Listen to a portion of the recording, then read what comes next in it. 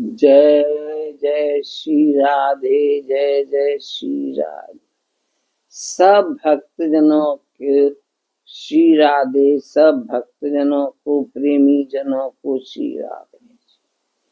मैं गायिका पुष्पा शर्मा आज आपको एक सत्य कथा सुनाती हूँ। उसको आप सत्य घटना भी समझ सकती हैं। वो मेरे ही घर में मेरे ही पिताजी माताजी के संग घटित हुआ था। मैं उस समय इस पृथ्वी पर नहीं थी, लेकिन मुझको माताजी ने पूरी कथा सुनाई थी और कई कई बार सुनाई, इसलिए मुझको ये कथा बहुत अच्छी तरह आती है। ये सत्य घटना है, हृदय से कहती हूँ, ये सत्य घटना है। इसको आप अवश्य सुनिए। जय जय श्री राधे।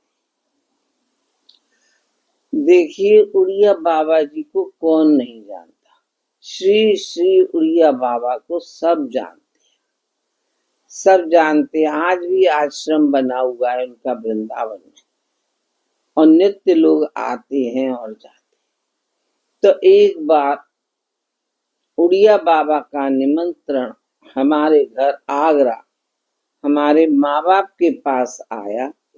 मेरे पिता का नाम वासुदेव था। वासुदेव, इस तारीख को हवन हो रहा है बहुत बड़ा, तुम बच्चों सहित हमारे आश्रम में पधारो।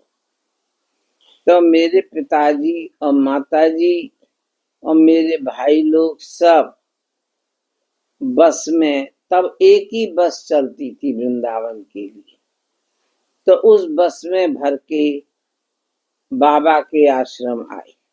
बाबा के यहाँ एक बहुत बड़ा हवन का कार्यक्रम था। वहाँ बहुत बड़ा भंडारा था।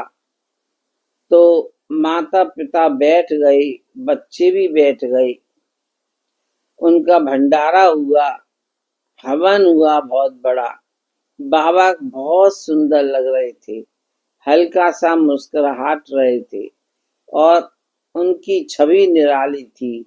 बाबा एक योगी संत थे, बहुत ऊंचे योगी, और उनके शिष्य मेरे पिता थे, वासुदेव सहाय लवानिया।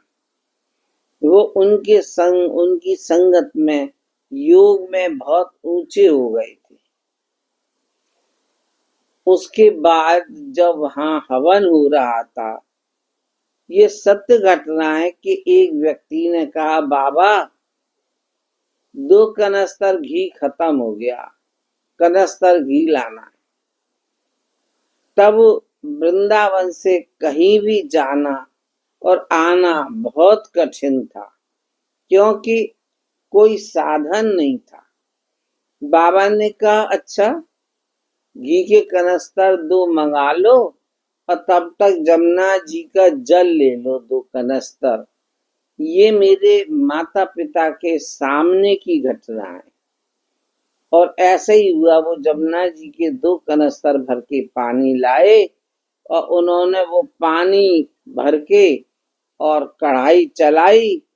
तो प्रभु की लीला, बाबा की लीला, सबकी लीला हमारे माँ बाप देखते रहे। और पानी में पूड़ियां ऐसे निकलती रही जैसे कि घी में निकलती है। इस आश्चर्य को मेरी माँ तो देख के ताज्जुब कर रही थी। यद्यपि पिता सब कुछ जानते थे, पिता जानते थे ये कितने उच्च श्रेणी के योगी है। थोड़ी देर के बाद वो 2 कनस्तर घी भी आ गई, लेकिन जब वो कनस्तर घी के आए और बाबा से कही, तो बाबा ने कहा, ये कनस्तर खोल के और जमुना जी में दोनों कनस्तर डाले, क्योंकि तुमने जमुना मैया से ही घी मांगा है ना, जमुना मैया में ही डालिया। ऐसे ही किया गया। बाबा योग के विषय में कुछ समय तक मेरे पिता से बात करते रहे।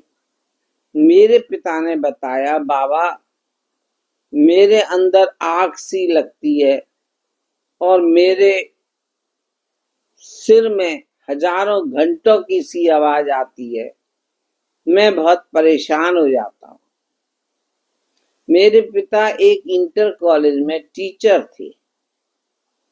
तो बाबा ने उनसे कहा, देखो अब तुम योग छोड़ दो, क्योंकि तुम एक गृहस्थी हो, तुम्हारे बच्चे हैं और तुम अब जंगल की तरफ नहीं जा सकते, वन गमन नहीं कर सकते। इस स्थिति में वन गमन होता है, जंगल की तरफ चले जाते हैं, वरना आदमी पागल हो जाए, भक्त पागल हो जाए। योगी की यही तो योग अवस्था होती है। इसलिए अब तुम अपने हाथ में माला लो और भगवान राम का नाम जपा करो, जितना हो सके उतना राम का नाम जपो। तो पिताजी ने उनके चरण छू के कहा, जी बाबा ऐसे ही होगा। कुछ समय के बाद मेरे पिता ने उनसे आज्ञा ली।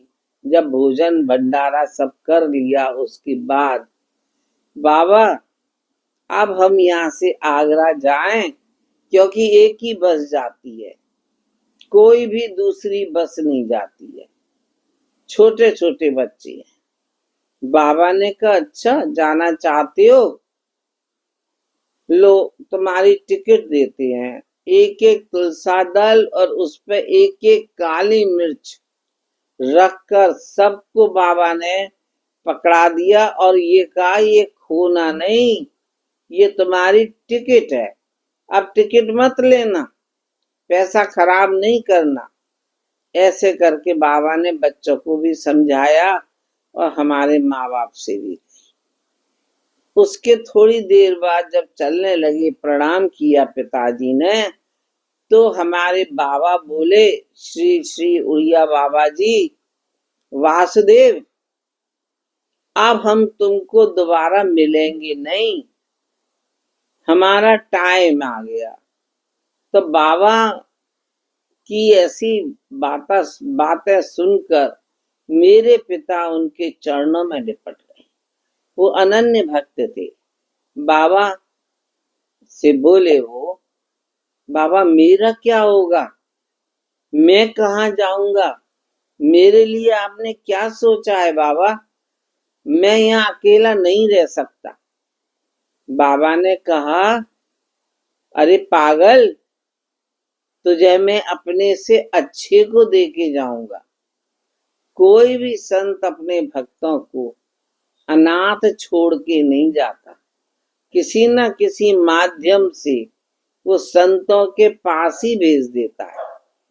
तो मैं जो हूँ, चला भले ही जाऊंगा, लेकिन तेरे को अच्छे संत को हवाले करके जाऊंगा, तुझे कहीं अच्छी जगह ही भेजूंगा बेटा, कोई बात नहीं है। तो मेरी माँ बोली, बाबा मुझे आपकी एक फोटो चाहिए।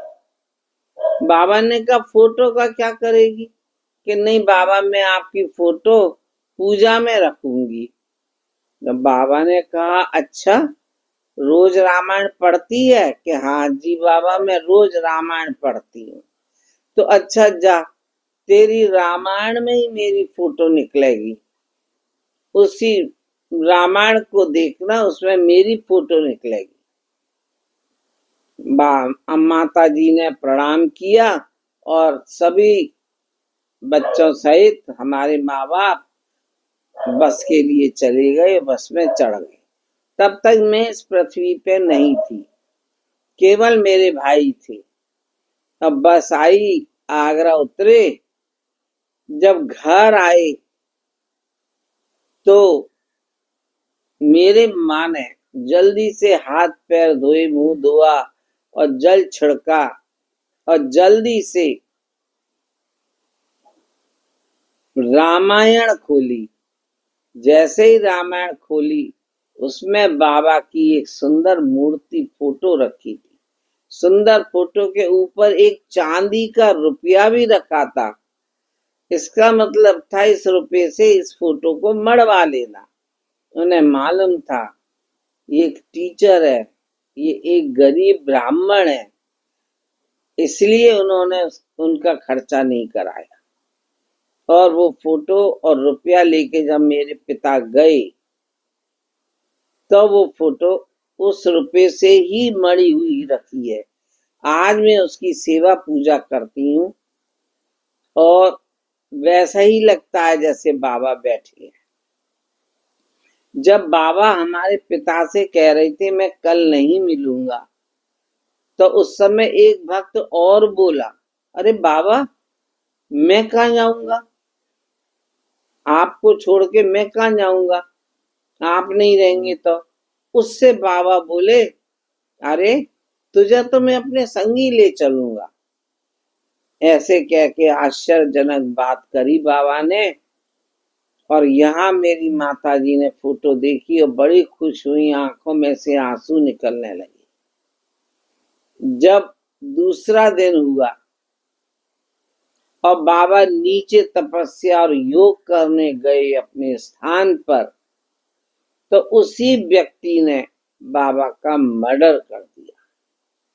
और मर्डर करके जब वो ऊपर आया तो लोगों ने उसको मार डाला, क्योंकि उसने गुरु को मार दिया था, एक बहुत बड़े योगी को मार दिया था।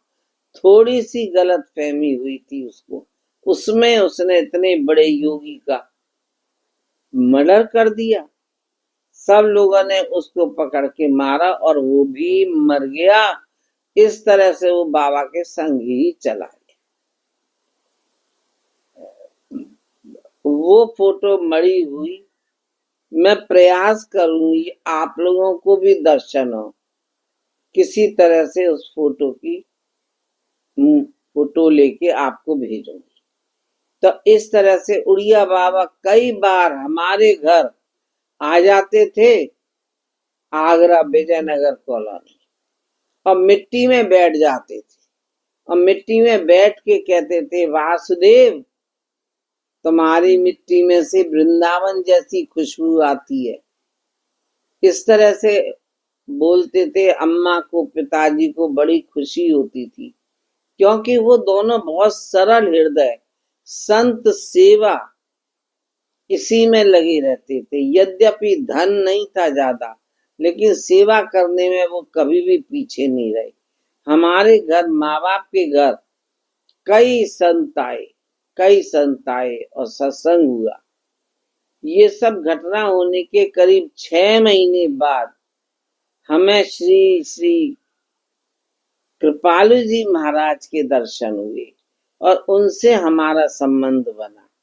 वो हमारे बगल के घर में ही आया करते थे।